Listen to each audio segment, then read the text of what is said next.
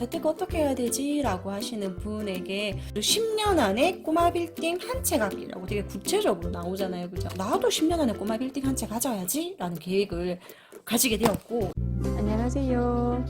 동만남 대림입니다. 반갑습니다.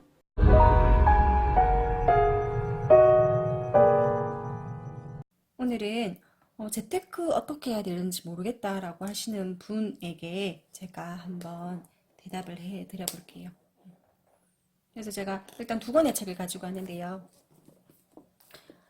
하나는 10년 안에 꼬마 빌딩 한 채 갖기, 하나는 자본주의. 이 두 책을 가지고 온 이유는 곰곰이 생각해 봤어요. 재테크 어떻게 해야 되지? 라고 하시는 분에게 나는 어떻게 해서 재테크를 하게 되었지? 라는 생각으로 역으로 한번 생각해 보니까 제가 이 책 한 권을 읽고 조금 명확하게 구체적인 목표를 잡았던 것 같아요. 여기서 되게 구체적으로 10년 안에 꼬마 빌딩 한 채 갖기라고 되게 구체적으로 나오잖아요. 그죠?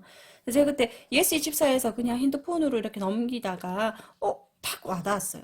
나도 10년 안에 꼬마 빌딩 한 채 가져야지 라는 계획을 가지게 되었고 이걸 읽었었던 거거든요. 그래서 제가 2012년에 결혼했고 2013년에 아이를 낳았거든요. 2013년에 아이를 낳고 아이가 뱃속에 있을 때 제가 이 책을 꺼내서 읽었거든요. 조금 명확하게 나도 10년 안에 꼬마 빌딩 한 채를 가져야지 라고 고민을 했고 제가 지금 2019년에 제가 3층 건물을 가지고 있고 그 3층 건물에 제가 살면서 세를 받으면서 살고 있습니다. 10년도 안 되는 시간에 제가 이 책이 얘기하는 그 목표를 이뤘죠. 그죠? 그리고 저는 곧 다른 아파트로 이사를 가거든요. 여기는 또 세를 주고 그러면 완벽한 파이프를 꽂게 되는 거거든요. 네.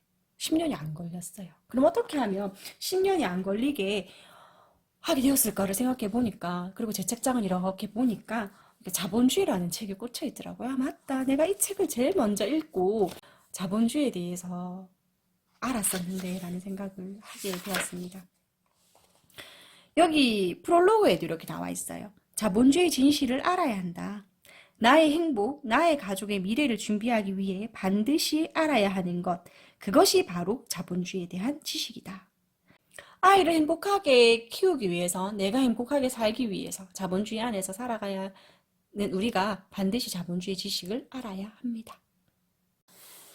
그래서 제가 조금 고민을 해봤는데요. 왜 부자인 사람은 부자가 되고 왜 가난한 사람은 계속 가난하게 살아갈까에 대한 생각을 하면서 자본주의 사회에서 우리가 주인으로 살아갈 것이냐, 노예로 살아갈 것이냐에 대해서 고민을 해봐야 돼요. 여기서 말하는 건 뭐냐 하면 자본의 주인이냐, 자본의 노예이냐에 대한 이야기예요. 자본의 주인은 누구고 자본의 노예는 누굴까요?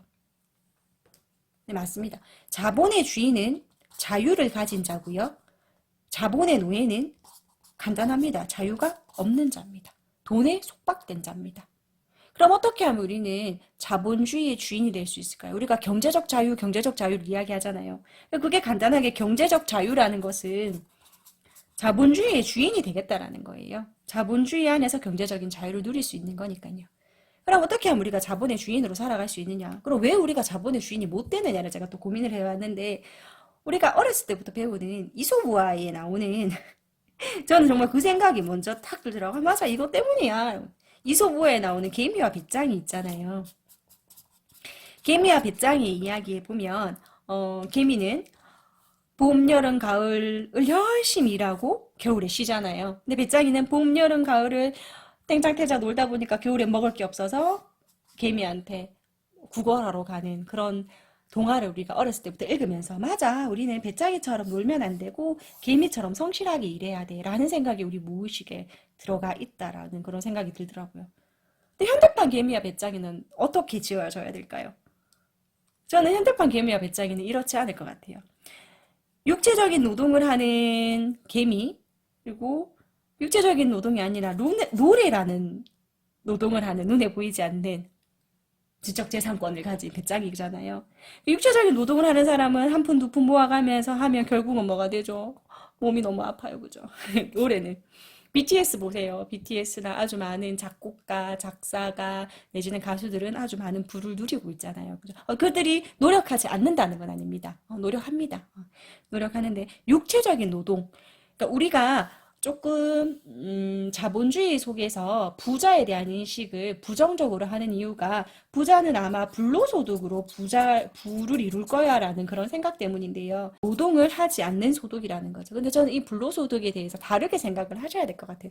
육체적인 노동만이 아니라 다른 노동 역시 눈에 보이지 않는 그런 노동도 노동입니다. 그죠? 그러면 우리가 내 시간을 보내면서 내 노동을 들여가지고 하는 수익을 버는 것은 바람직한 돈을 버는 방식이고, 나의 육체적인 노동이 들어가지 않는 것은 가치 있지 않은 것이다라고 하는 그런 잘못된 생각에서 벗어나야지 자본주의에서 진정한 부를 이룰 수 있다라고 생각을 해요.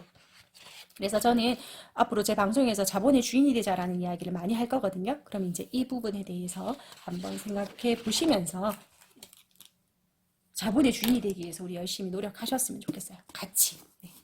자본주의 책 앞부분에 보면 제가 이걸 다 읽게 너무 많고, 돈의 양이 많아지면 물가는 오른다. 2000년에 나와 있는 고등어, 2000년에 3,000원으로 고등어를 한 마리 살 수 있었다면 고등어의 크기가 점점 줄어들거든요. 2010년에는 3,000원으로 고등어를 이만큼 살 수 있는데 2019년 지금에는 얼마큼일까요? 이만큼이 없어지지 않았을까요? 네.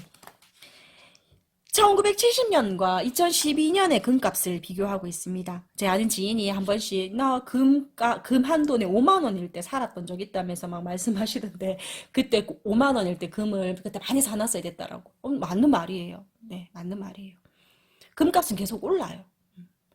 그래서 우리가 돌잔치를 하거나 결혼을 할 때 5만 원 부주를 기본으로 넣는 이유가, 우리가 돌잔치를 할 때 그만 돈씩 옛날에, 정말 옛날에는 그만 돈씩 해줬잖아요. 그 그만 돈의 값이 5만 원이었던 거거든요.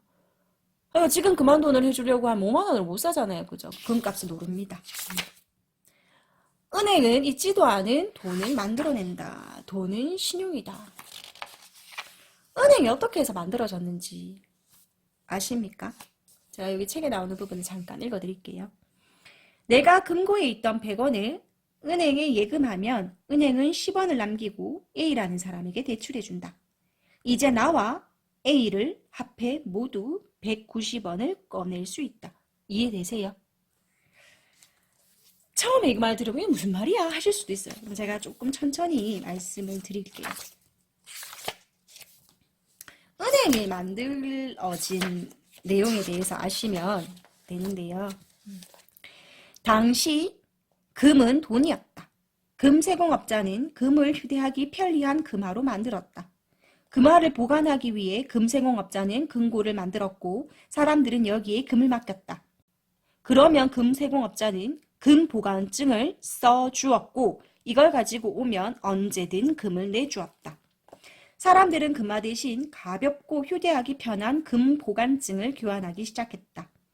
금세공업자는 사람들이 한꺼번에 몰려와 금을 찾아가지 않는다는 사실을 깨닫는다. 자, 여기서 지적인 노동이 들어갑니다. 네, 여기서 지적인 노동이 들어갑니다. 금세공업자가 금을 보관하고 금을 보관증을 받고 금을 내어주는 일을 하다 보니까 이렇게 보니까 패턴이 이제 분석이 된 거예요. 사람들이 한 번에 와서 금을 다 가져가지 않네? 한 10% 정도만 사람들이 금을 가져가네? 금을 찾아가네? 그럼 나머지 90%의 금은 꺼내지지 않네라는 생각을 하게 된 거죠. 그죠? 발견입니다. 그죠? 그래서 금세공업자는 돈이 필요한 사람에게 남의 금을 대출해주고 이자를 받기로 한다. 그러니까 90% 절대로 금고에서 꺼내지지 않은 돈을 이제 꺼내서 다른 사람한테 빌려주는 거예요. 그래서 사람들이 알게 되는 거죠. 그죠?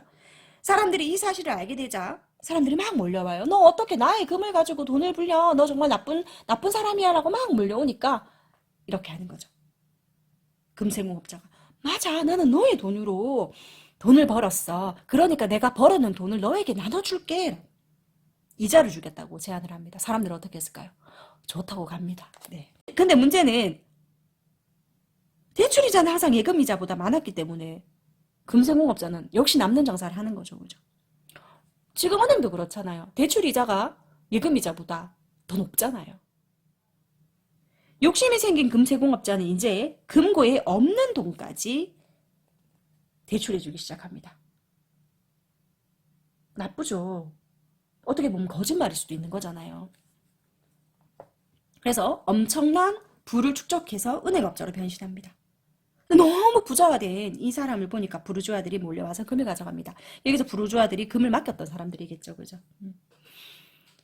그럼 여기서 만약에 끝이 난다면 옛날에 봉이 김선달처럼 한강물을 그냥 갖다 팔았던 그런 이야기로 끝이 났을 텐데 여기서 은행업자가 이야기가 끝이 나지 않은 이유는 정부가 도와줬기 때문입니다. 그러니까 지금은 정부지만 그때는 왕실이었겠죠.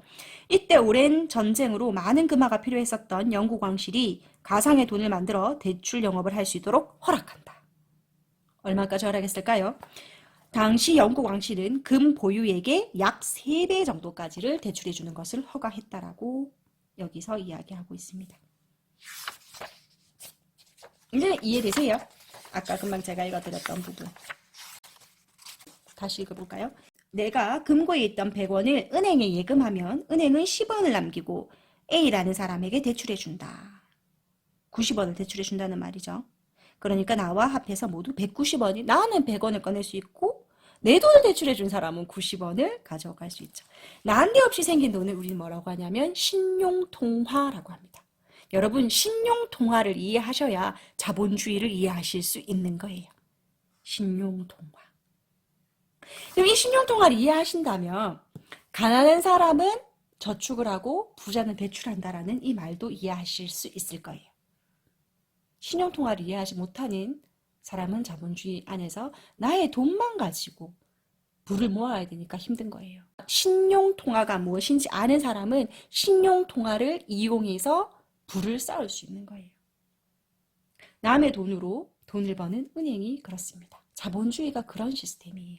그럼 제가 다시 조금 더 쉽게 그러면 지금 가난한 사람은 저축을 하고 부자는 대출을 한다라고 지금 저축을 비하하시는 겁니까? 저축하고 있는 나는 그냥 가난한 사람이고 대출하고 있는 어떻게 보면 하우스푸어나 이런 사람들이 더 부자라는 겁니까? 라고 반발하실 수도 있어요. 네, 그렇게 생각하실 수도 있습니다. 하지만 저희 이야기를 조금만 더 들어봐 주세요. 저는 무조건 대출, 레버리지라고 하죠. 레버리지의 힘을 무조건 지지하진 않습니다. 그렇다고 저축을 하는 사람을 무조건 가난한 사람이라고도 이야기하지 않습니다. 네, 가난한 사람은 저축을 하고 부자는 대출을 한다라고 하는 이 안에서 신용 통화에 대한 그런 개념을 이해하셨다면 저희 말을 오해하지 않고 들으실 수 있을 거고요. 그러면 가난한 사람은 저축하고 부자는 대출한다 라고 말하는 부분을 우리가 신용통화라는 개념을 제가 이야기했잖아요. 그죠? 그렇다고 무조건 대출하는 것이 대출만 한다고 해서 부자는 아닙니다. 그럼 저축만 한다고 해서 그럼 또 가난한 사람도 아닙니다. 개미와 배짱이에 대한 생각을 현대판 개미와 배짱이로 바꾸실 수 있는 분이라면 제가 지금 하는 이야기도 좀 이해하실 수 있을 건데요. 저는 대출을 하기 위해서는 먼저 저축을 할 수 있는 힘이 있어야 저축을 먼저 하고 대출을 할 수 있다라고 생각합니다.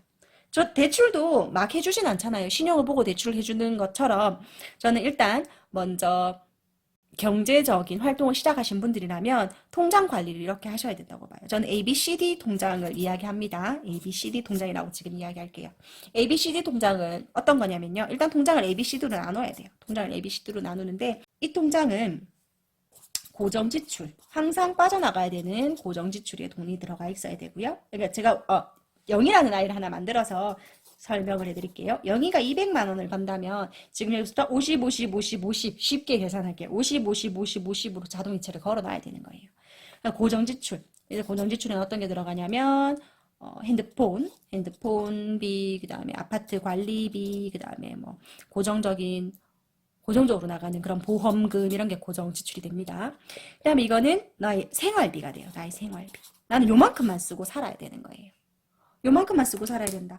여기 대해서 제가 또 하나 이야기하면 부자가 되는 제일 첫 번째 방법은요.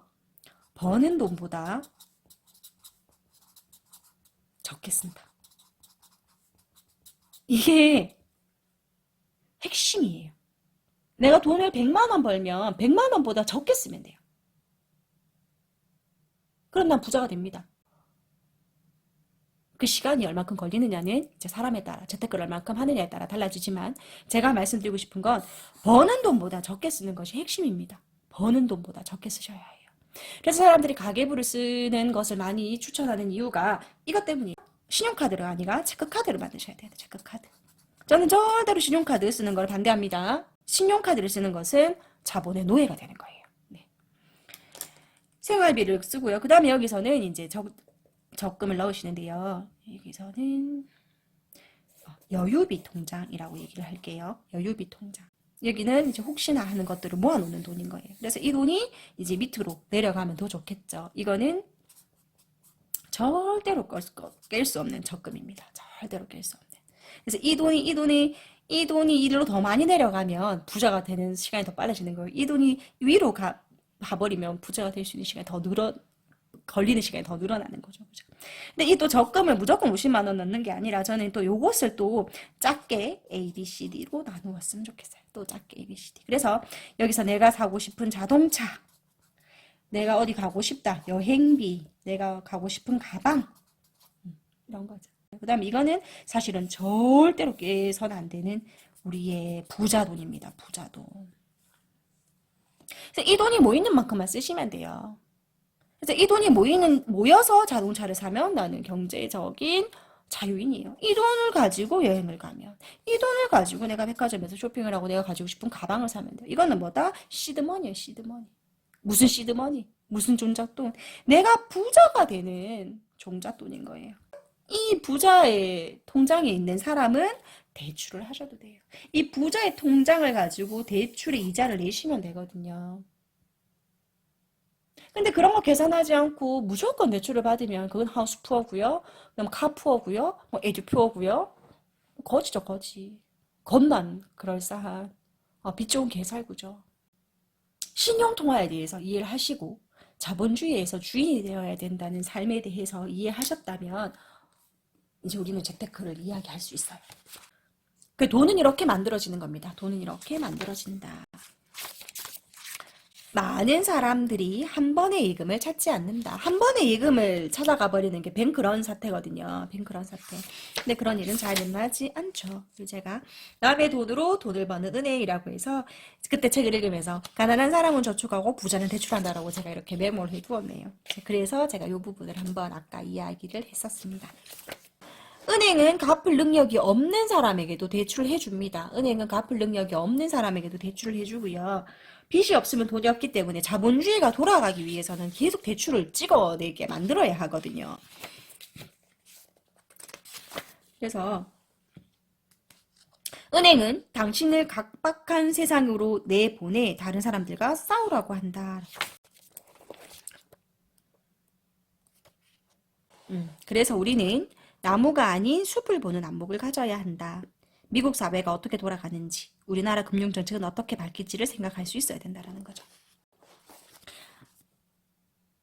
자본주의 시대에서, 자본주의 사회 속에서 우리가 자유인으로 살아가기 위한 가장 첫 번째, 신용통화에 대해서 이해를 하고, 어떻게 저축을 하고 어떻게 대출을 받아야 하는지에 대해서 일단 통장을 ABCD로 나누시고요. ABCD로 나누시고 적금 통장도 다시 ABCD로 나누시면 그래서 사실 요즘에 적금 통장 은행에 가서 통장을 잘 안 만들어 준다고 하더라고요. 스마트 앱으로 이제 그냥 그 통장 안에서라도 약간 끊어 보시면 좋겠어요. 그래서 어려우신 분들은 가계부를 쓰고 내가 정확하게 고정비가 얼마고 생활비가 얼마고 여유비가 얼마고 적금이 얼마인지에 대해서 모르신다면 아까 제가 영희 예를 들었듯이 50, 50, 50, 50을 한번 넣어보시고 내가 생활비를 50만 원. 그러니까 버는 돈보다 적게 써야 돼요. 이렇게 말할 수 있어. 내가 많이 벌면 안 돼? 많이 벌기 위해서 우리가 지금 하는 겁니다. 이렇게 시스템을 돌아가도록 해야 되고 제가 10년 안에 10년이 안 되는 시간에 이렇게 꼬마 빌딩 한 채를 가질 수 있었고 그래서 제가 이제 재테크에 대해서 물어보시는 분에게 고민을 하다 보니 명확하게 저에게 목표를 줬었던 10년 안에 꼬마 빌딩 한 채 갖기 라는 것처럼 전 10년이 안 걸렸네요. 10년이 안 걸렸는데 그 다음에 또 제가 책장에 꽂혀있던 자본주의라는 이 책. 이 자본주의라는 책 읽어보시면 참 좋을 것 같고요. 이 뒷부분에 보면 자본주의를 구할 아이디어 있는가, 복지 자본주의를 다스린다. 이 부분은 경제학과 관련되는 부분이라서 이거는 조금 안 읽어보셔도 될 것 같고, 이거는 EBS에서 자본주의 다큐멘터리를 했는 내용을 책을로 쓴 거거든요. 그래서 만약에 읽어보시지 못하시는 분은 지금 EBS 자본주의 다큐멘터리라고 유튜브에 검색해 보시면 아마 자세히 나와 있을 겁니다. 그리고 제가 다음에는 나도 모르게 지갑이 털리는 소비 마케팅에 대한 이야기를 다른 이야기로 한번 해볼게요. 다른 책을 가지고 와서. 네. 오늘 북만남 들어주셔서 감사하고 지금 당장 통장을 ABCD로 한번 나눠 보십시오. 북만남 구독해 주셔서 감사하고요. 좋아요와 구독은 제가 이 채널을 유지하는 데 큰 힘이 됩니다. 감사합니다.